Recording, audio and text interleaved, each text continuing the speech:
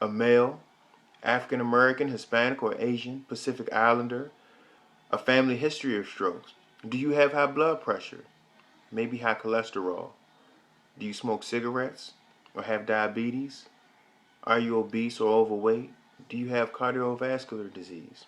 And even some birth controls can contribute to you being a risk for having a stroke. So remember, strokes are a medical emergency. They are the cause of a lack of oxygen getting to your brain, causing certain portions of your brain to die. And they're caused by fat, calcium, high cholesterol, and other things developing in such a way that they block the blood flow from getting into your arteries. There are two main types. The first type is ischemic. That is when blood clots develop and prevent the flow of blood to your brain. And secondly are the hemorrhagic strokes, which are a result of blood vessels actually bursting in your brain that can't be stopped, and these are way more fatal. So post-stroke rehabilitation, what is this about? This helps you return to independent living. Listen to these stats. According to the National Institution of Neurological Disorders and Strokes, 700,000 people suffer strokes in the United States each year. That's approximately 2/3 of which require rehabilitation.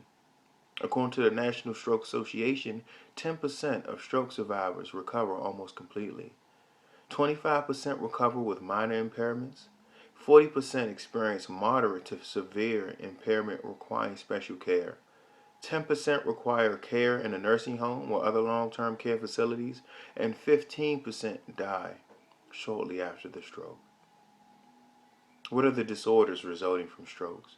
The National Institution of Neurological Disorders reports that there are generally 5 types of disorders resulting from strokes.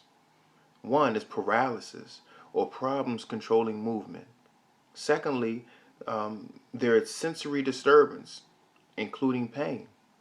Thirdly, problems using or understanding language. Fourth, problems with thinking and with memory. And fifth, an emotional disturbance. These are the 5 types of disorders that are a result of strokes. Now, what medical professionals specialize in stroke rehabilitation? First, you have physicians. Physicians primary responsibilities are for the general health to prevent a second stroke. They try to make sure that if a survivor has high blood pressure, that they're taking care of that. If they're diabetic, if they have any risk factors for a second stroke, they take care of their general health to try to make sure that that does not happen again. Secondly, you have rehabilitation nurses. Rehabilitation nurses help survivors relearn how to carry out basic activities involved in daily living, such as getting in their wheelchair. Basic things like this is what the rehabilitation nurse helps with. Thirdly, there are the physical therapists. The physical therapists help survivors regain their motor functions. So they provide special exercises that target areas that will aid the person or the survivor going through rehabilitation with regaining their mobility. Then, fourthly, you have the occupational and recreational therapists. These help survivors relearn their self-directed activities such as grooming, preparing food, and cleaning their homes.